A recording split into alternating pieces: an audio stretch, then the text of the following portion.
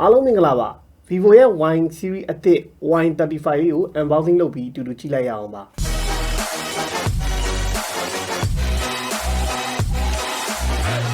ViVO Y35 ပါ RAM 8128GB version နဲ့လာပါတယ်9000 mAh battery 44W flash charge ပါမယ်RAM extension 8GB ထိရမယ်လို့လည်းဆိုတယ် travel camera set at audio boost ပါမယ် unbox လုပ်လိုက်ရအောင်ပါ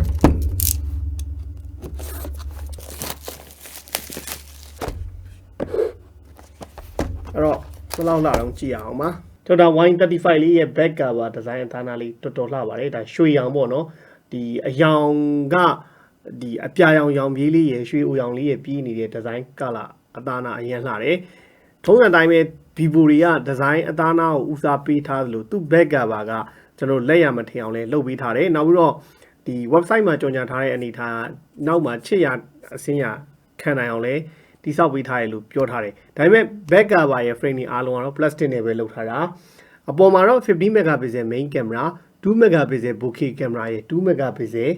macro camera ရဲ့ပါဝင်ပါတယ်ဖုန်းအနေနဲ့ကတော့ 8.28mm ပဲရှိပြီးတော့အရင်ကြီးထူတဲ့ထဲမှာမပါဘူးနောက်သူ့ camera band ကလည်း50 megapixel ကအရင်ကြီးမထွက်ဘူးညာအပေါ်မှာတော့ scene injector box ပါမယ်ဘေးမှာတော့ volume up down Simon fingerprint ပေါ့နော် fingerprint က power button မှာပါသွားမယ်နောက်အောက်မှာ speaker ပါမယ် type C port ပါမယ် mic port ပါမယ် 3.5mm audio jack port ပါမယ်ဖုန်းကအရင် look က premium look Y series လို့တော့မထင်ရအောင်ဟိုတတနာတသက်ရင်ထုတ်လာတယ်ဒါပေမဲ့ကျွန်တော်တို့ဈေးတွေငွေဈေးတွေတက်တာနဲ့ညီသူ့ရဲ့ဈေးနှုန်းကလည်းမသေးဘူး9,400,9,800ဆိုပြီးတော့ရှိတယ် pre order မှာရင်တော့ဒီကြောပိုးအိတ်နဲ့ power bank နဲ့တော့လက်ဆောင်ပါမယ် screen size အနေနဲ့ကတော့ 6.58 inch IPS LCD Full HD Plus resolution ကိုသုံးရမှာဖြစ်ပြီးတော့ ViVO ရဲ့ထုံးစံတိုင်း notch နဲ့ပဲလာပါတယ်အဲ့တော့power လေးဖွင့်တာတော့အဲမှာဘာတွေဆက်ပါတော့ကျွန်တော်ကြည့်ရအောင်ပါတော့ပုံမှန်တိုင်းပဲဒီ Y series မြင်နေမှာတော့ကျွန်တော်တို့ silicon 0.7 လောက်အထူရှိတဲ့ silicon ပါပါမယ်နောက် user guide catalog ပါမယ်ထူးခြားတာတစ်ခုအနေနဲ့တော့မပါတာကြာပြီဖြစ်တဲ့ original နဲ့ချက်လေးပါလာပါတယ်ပေါ့နော် ViVO နဲ့ချက်လေးပြန်ပါလာတယ်နောက်ထပ်အနေနဲ့ကတော့ကျွန်တော် type C ဂျိုးပါမယ်နောက်ပြီးတော့ကျွန်တော် 44W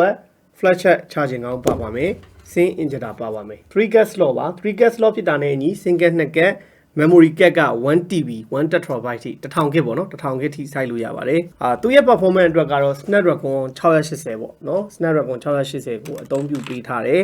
RAM 8128ဈေးနှုန်း 9,400,9,800ဆက်ရက်လေးလုပ်ကြည့်လိုက်အောင်ပါ Y series ရဲ့ထုံးစံတိုင်းကတော့ဒီအောက်က display မှာတော့ချင်းနေပါစေတွေကတော့နည်းနည်းထူပါတယ်ဒါတော့ကျွန်တော်တို့ ViVO Y35 လေးကိုမြင်တွေ့ရမယ့်အနေအထားဖြစ်ပါတယ်အဲ့တော့ Google service အားလုံးကဒီ global version အနေနဲ့ ViVO မြန်မာ official ကသွင်းတာဖြစ်တဲ့အတွက်ကတော့ Google service အားလုံးပါပြီးသားဖြစ်တယ်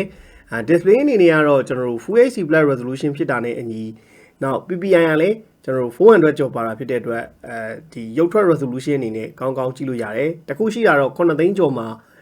AMOLED display မဖြစ်တာတော့ဆိုတယ် brightness အနေနဲ့လည်းတော်တော်လုံလောက်တယ်လို့ပြောလို့ရတယ်ဒါနေအောင်ထဲမှာလည်းကောင်းကောင်းကြည့်လို့ရနိုင်တဲ့အနေအထားမှာရှိတဲ့ display တစ်ခုလို့တော့ကျွန်တော်တို့ဒါ brightness အဆုံးတင်ကြည့်ပြီးတော့เนาะကျွန်တော်ဒီမှာမြင်တွေ့ရပါတယ်ပေါ့เนาะဒီမှာကျွန်တော်တို့เนาะအဲ့တော့နောက်တစ်ချက်အနေနဲ့ display ပိုင်းအနေနဲ့ဒီမှာပါတဲ့ selfie camera လေးပြောဖို့မိသွားတာဒီကောင်က16 megapixel selfie camera ပါပါတယ်နောက်တစ်ချက်အနေနဲ့က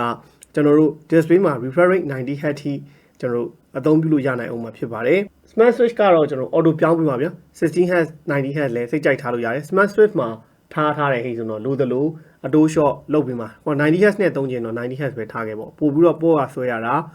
display ကနေပြီးတော့ smooth ဖြစ်တဲ့ထင်အောင်မြန်တွတ်ပြနိုင်တာဖြစ်တဲ့အတွက်ပို့ပြီး smooth ဖြစ်တယ်ထင်ရပါတယ် SoC အနေနဲ့ကတော့ဒီမှာမြင်တဲ့အတိုင်းပဲ Snapdragon 680ကိုသုံးပြုရတယ် RAM extension 8GB ရတာဖြစ်တဲ့အတွက်ကတော့သူကပါတာ 8GB extension 8GB ဆိုတော့ RAM 16GB အနေထားနဲ့သုံးလို့ရတယ်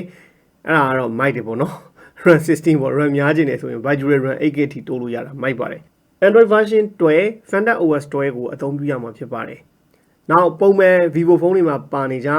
Multi Turbo Mode တို့ Ultra Gaming Mode တို့ကဒီဖုန်းမှာပါဝင်မှာဖြစ်ပါတယ် Ultra Gaming Mode ကကျွန်တော်တို့ Ultra Game Mode ပေါ့နော် Ultra Game Mode ကဒီကျွန်တော်တို့ MIDI မှာပါတဲ့ game တက်ပုံမှာလိုပဲ ViVO ဖုန်းတွေမှာ game ဆော့ကစားရမှာဒီ gaming အတွေ့အကြုံအကောင်းဆုံးခံစားရရှိနိုင်ဖို့အတွက် ထပ်ဆောင်ပါဝင်တဲ့ support ပေးတဲ့ software optimization လုပ်ပြီးတဲ့ software လေးတစ်ခုပါအဲ့တော့ game မှုကနေဝင်ဆော့လို့ရပါတယ်နောက်ကျွန်တော်တို့ဒီကောင်ရဲ့ camera ဘိုင်းလေးနည်းနည်းလေးကြည့်မယ်ပေါ့နော်ကျွန်တော်မိုးမှာတော့50 megapixel panorama မှု live photo slow mo time lapse pro မှုပါတယ်စိတ်ကြိုက်ကိုယ်စိတ်ကြိုက်ချိန်တွယ်ပြီးရိုက်လို့ရမယ်နောက် document ViVO Y series မှာပါနေကြ double exposure ပါတဲ့ပုံပေါ်မှာရွေးချယ်ပြီးတော့ကိုယ်ပုံထပ်ပြီးရိုက်လို့ရတဲ့ဟာလေးပါကျွန်တော်ဓာတ်ပုံတွေတော့နောက်မှာနည်းနည်းထည့်ပေးထားပါမယ်စမ်းပေးထားမှာဖြစ်တဲ့အတွက်ဗီဒီယိုအနေနဲ့ကတော့ Full HD 13 fps ရိုက်လို့ရမယ်60 fps တော့မရဘူး 720p မှာ60 fps နဲ့ရိုက်လို့ရမယ်ပေါ့နောက်ဖိုတိုကတော့ကျွန်တော်တို့ပုံမှန်ပဲ HDR မှုပါမယ်ဒီမဲ့တော့ macro ပေါ့နော် macro ဖွင့်လိုက်ရင်တော့ကတ်ရိုက်လို့ရမယ်နောက်ထပ်ကကျွန်တော်တို့ပုံမှန်ရိုက်နေကြ portrait မှုပါမယ် portrait ကိုမှကျွန်တော်တို့သူ filter တွေထည့်လို့ရမယ်နောက်ထပ်အနေနဲ့ကျွန်တော်တို့ဒီ skin tone တွေပါတစ်ခါတည်းမရိုက်ခင်မှာ portrait မှာ feature တွေပြင်ပြီးတော့ထည့်ရိုက်လို့ရတယ်နောက်နိုင်မှုပါမယ်ပေါ့60 megapixel selfie camera လေးကိုကျွန်တော်တို့ဒါ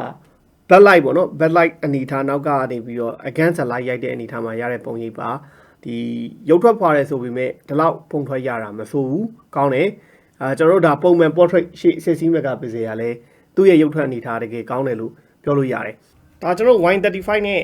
အပြင်မှာဆက်ရိုက်ခဲ့တဲ့ပုံပေါ့ပုံမှန် landscape ပုံတွေရိုက်တဲ့အနေထားမှာတော့ပုံထွက်အရည်သွေးအနေထားတစ်ခုကကျတော့ပုံမှန်ပဲ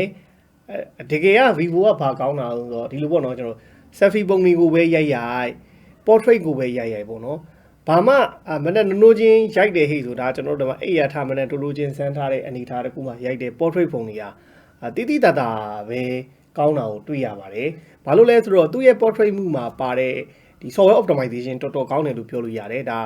ဒီရှေ့က main camera နဲ့ပဲရိုက် selfie camera နဲ့ပဲရိုက်ပေါ့နော်ဒီ portrait ရိုက်တာကဒီ filter ထည့်မထည့် portrait ပုံတွေကောင်းတဲ့အတွက် ViVO fan တွေကကြိုက်တယ်လို့ထင်ပါတယ်နောက်ပုံမှန်ဒီရိုက်တဲ့အနေထားတစ်ခုမှာဆိုလဲသူ AI မှုကကျတော့အရင်ကျွန်တော်တို့saturation များတဲ့ပြမသွားဘဲနဲ့ vibrant ဖြစ်တဲ့ဘက်ကိုပို့သွားတယ်အဆင်ပြေပါတယ်ရိုက်တဲ့ပုံအနေထားတစ်ခုကအဓိကကတော့ဒီ Y35 ကိုဝယ်မဲ့သူတွေက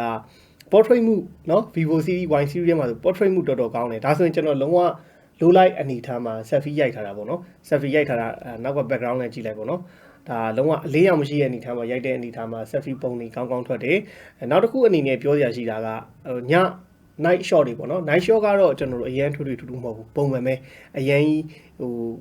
ဒီ data ဆိုရင်တော့ဒါကျွန်တော်တို့ပုံမှန် AI photo နဲ့ရိုက်ထားတဲ့ပုံဒီဘက်ကတော့ဒီ night shot နဲ့ရိုက်ထားတဲ့ပုံပေါ့အရင်ကောင်းတယ်လေမကောင်းဘူးပြောဘူးဆိုတာတဲ့ night shot ပါတယ်လို့ပဲပြောလို့ရတာအဓိကဒီဖုန်းကိုဝယ်မယ်ဆိုတဲ့သူတွေအတွက်ကတော့တေးကြတယ်ဘာကောင်းမှလဲဟိဆိုရင်လုံးဝသူ့ရဲ့ portrait မှုတွေဟာတော်တော်ကြီးကိုလှပပတသက်ရိုက်လို့ရမယ်ဆိုတာကတေးကြတဲ့ကင်မရာတစ်လုံးဖြစ်တယ်ဒီမဲ့ဆိုလဲကြည့်လိုက်ပေါ့နော်ဒါကျွန်တော်တို့ဒါ portrait ရိုက်ထားတာတွေတော်တော်ကိုလှပါတယ်ဒါကျွန်တော်တို့ပုံအကြီးလေးထည့်ပေးလိုက်မယ်ပေါ့နော်ပြီးရင် portrait မှု photo မှုကတော့လူပုံပေါ့နော်အဓိကလူပုံရိုက်ချင်တဲ့သူတွေအတွက်ကတော့Y35 ဒီလုံးဝ perfect ပဲပေါ့နော်ကျန်တာကျွန်တော် sensor တွေဘာတွေကျန်တဲ့ feature တွေခဏမိထားလိုက်ပေါ့သူ့ရဲ့ရုပ်ထွက် portrait မှုကတော့တော်တော်ကောင်းတယ်လူပုံရိုက်တဲ့အနေထားမှာတော်တော်မိုက်တယ် selfie ပဲဖြစ်ဖြစ်အဲ့တော့အဲ့ဒါဘယ်လိုရိုက်တာလဲဆိုတော့ကျွန်တော်တို့အရင်တော့လည်းပြဦးပါတယ်သူ့ရဲ့ဒီ portrait ပေါ့နော် portrait မှာဒီ style ဆိုတာလေးပါတယ်ဗျာဒီ style မှာဒီ natural တို့ bandage northern fashion ဆမ်မာကြိုက်တဲ့ဟာတွေကိုရွေးလိုက်ဒါရှေ့ main camera နဲ့ပဲရိုက်လိုက်ပြီးဟိဆိုရင်အဲ့ effect ကဝင်သွားတာဗျာဒါဆိုရှေ့ camera ကျွန်တော်ဒီမှာဆန်းပြမယ်လားเนาะကျွန်တော်ဒီမှာအဲ့ effect ကြီးอ่ะဗျာတခါလေးဝင်တာပေါ့နော်ဝင်တော့ကြတော့တခါလေးနောက်တစ်ခုကောင်းတာ skin tone ကလည်းအဲ့လိုပြင်ထားတဲ့ရိုက်ထားတယ်ဆိုတာမသိတာဘူးနောက်တစ်ခုအနေနဲ့ကလည်းဒီ selfie မှာလည်းအဲ့ style ဆိုတာပါတယ်ဗျာဒီ style မှာဒီမှာ texture ရှိတယ်ကျွန်တော်နမူနာပြမယ်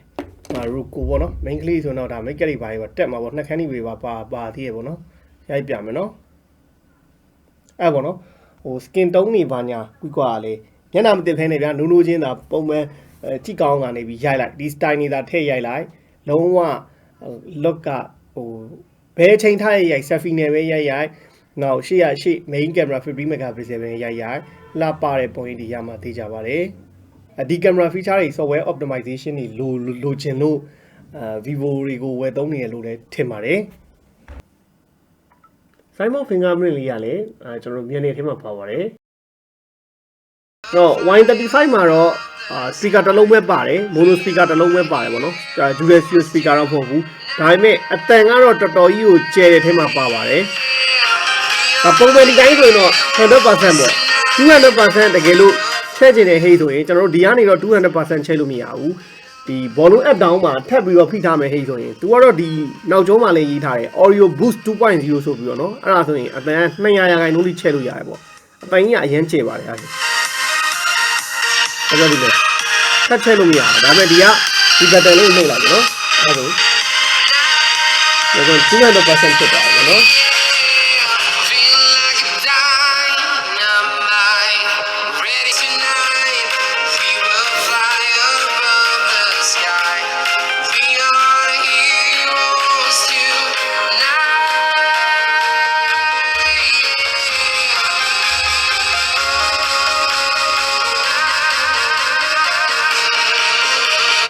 အဲ့တော့ပြောမယ်ဟိဆိုရင်တော့သူ့ရဲ့ speaker ဟာတော်တော်ကိုခြေတဲ့ speaker တစ်လုံးလို့ပြောလို့ရပါတယ်အတန်ကတော့တော်တော်ကြီးကိုခြေပါတယ်ဆိုတော့အခုမြင်တဲ့နေရာကတော့ ViVO Y35 လေးရဲ့ရုပ်ထွက် color display အနေထားပါ IPS LCD ဖြစ်တာမို့လို့ဒါတချို့ကမကြိုက်မယ်ဒါပေမဲ့ရုပ်ထွက်အနေထား color accuracy တွေ contrast တွေ brightness တွေဟာတော်တော်ကောင်းတဲ့ထဲမှာပါတယ်လို့ပြောလို့ရပါတယ်နောက် viewing angle အနေနဲ့ဆိုလည်းအများကြီးရတယ် Full HD Plus resolution ဖြစ်တာနဲ့အညီရုပ်ထွက်ကလည်းကျွန်တော်တို့ကတ်ကြည့်မယ်ဟိဆိုရင်လည်း resolution ကကြည်လင်ပြတ်သားစွာကြည့်ရှုနိုင်မှာဖြစ်ပါတယ် AMOLED မဖြစ်တာတခုပဲအပြစ်ပြောစရာရှိတာပါ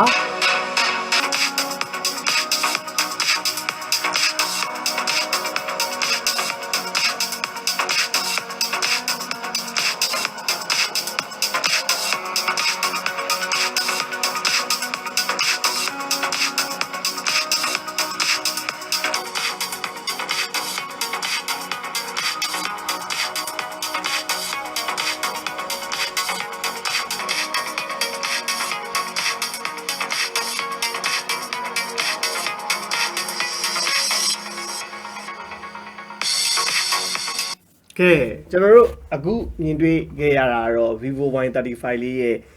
ရုပ်ထွက်ရဲ့အတန်ရဲ့မြင်တွေ့ခဲ့ရဖြစ်ပါတယ်သူ့ရဲ့ back cover နောက်ကျောမှာ